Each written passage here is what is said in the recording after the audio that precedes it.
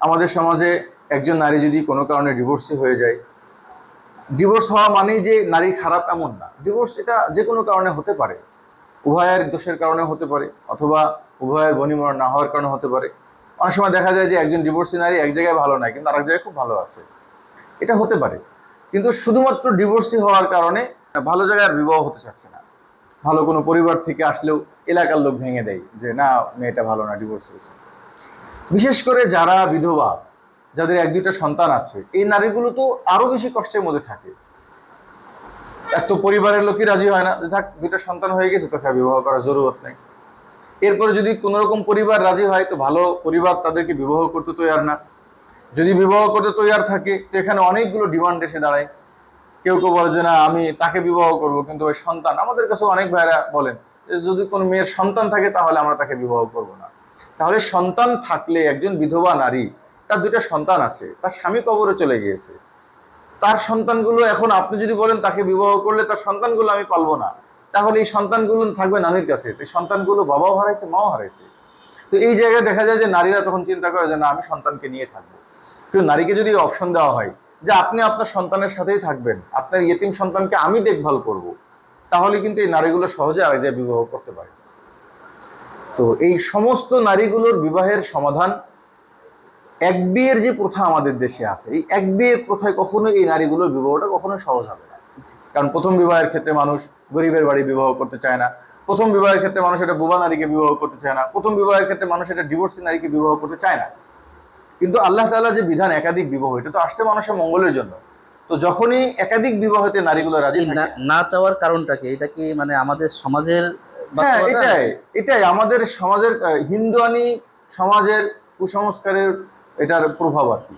দেখেন, সাহাবা ইকরামের যুগে তো ছিল, রাসূল সাল্লাল্লাহু আলাইহি ওয়াসাল্লাম মুসলিম পরিবেশে কিন্তু ছিল, এবং এখনো পর্যন্ত কিন্তু আপনার মিডল ইস্টের অনেক রাষ্ট্রে এখনো পর্যন্ত এই জিনিসগুলো নিয়ে কোনো আপত্তি নেই।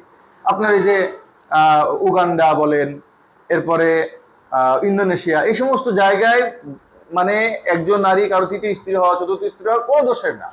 এই জন্য ওই দেশে বিবাহ সাথে এত বেশি মাথা ঘামাতে হয় না বাবাদের। তো আমাদের দেশে দেখা যায় যে একাধিক বিবাহ অপছন্দ করার কারণে, তো এই নারীগুলো যখন প্রথম বিবাহের আদর্শে নারীগুলো অনেক অসহায় হয়ে পড়ে। কারণ প্রথম বিবাহের ক্ষেত্রে অনেক ধরনের ডিমান্ড থাকে, কিন্তু যখনই কোনো নারী কারো দ্বিতীয় স্ত্রী হতে তৈয়ার থাকে, কোনো পরিবার যদি কথা মনে করে যে আমার মেয়ে কারো দ্বিতীয় স্ত্রী হলে কোনো সমস্যা নাই, তো দেখা যায় যে নিজেদের থেকেও অনেক ভালো ভালো যোগ্য যোগ্য ছেলের সাথে কি করতে পারে, সে বিবাহ দিতে পারে। আর দ্বিতীয় বিবাহের ক্ষেত্রে ছেলেরাও তো কিন্তু কি করে, ডিমান্ড অনেক কম করে, ছেলেদেরও ডিমান্ড কম থাকে।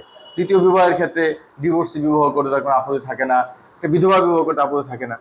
এবং দেখেন, আমাদের সমাজে বর্তমানে নারীদেরকে চাকরির দিকে, নারীরা একা একা থাকবে, নারীরা সিঙ্গেল মাদার হয়ে থাকবে, নারীরা নিজেরা এস্টাবলিশড হবে, নিজের পায়ে নিজে দাঁড়াবে।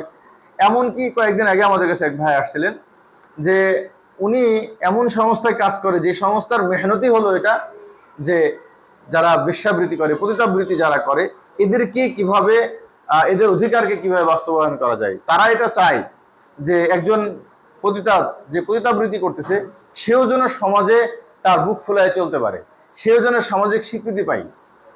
চিন্তা করে দেখেন, যেই সমাজে একজন নারীকে পতিতা বানানোর জন্য সংস্থা তৈরি হয়েছে, সেই পতিতাদের অধিকার রক্ষার্থের জন্য কি করা হয়েছে, সংস্থা তৈরি করা হয়েছে, সেই সমাজেই কিন্তু আবার একাধিক বিবাহ কি করা হয়, ঘৃণা করা হয়। তো যদি একাধিক বিবাহ যদি পরিবারের লোক মেনে নেয়, নারীরা মেনে নেয়, একাধিক বিবাহ এটা কোনো বিষয় না।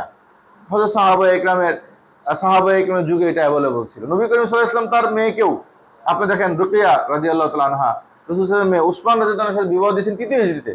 সেই সময় কিন্তু ওসমান রাদিয়াল্লাহু তাআলা আনহু অলরেডি আগে থেকে পরিবার ছিল এবং সন্তান ছিল। তখন উসমানের জন্য প্রায় 50 পার হয়ে গিয়েছে। তার মক্কাতে পরিবার ছিল, তার ছেলে সন্তান ছিল, তারপরেও কিন্তু রুকিয়া রাদিয়াল্লাহু আল্লাহ রাসূল নিজের মেয়েকে বিবাহ দিয়েছেন কার সাথে? হযরত ওমরের জন্য একাধিক স্ত্রী ছিল, হযরত আলীর জন্য একাধিক স্ত্রী ছিল। এবং এখনো পর্যন্ত বাংলাদেশের বাস্তবতায় আমরা যদি দেখি, যে কোনো নারী যদি শুধু কারো দ্বিতীয় স্ত্রী হতে তৈয়ার থাকে, তাহলে তার আর কিন্তু বিবাহ করতে কোনো কঠিন নাই। এই জন্য আমি বাংলাদেশের প্রত্যেক নারীকে এবং নারী অভিভাবককে আমি আহ্বান করব যে আপনারা, আমাদের আইএমবি এটা একটা বিশ্বস্ত প্ল্যাটফর্ম।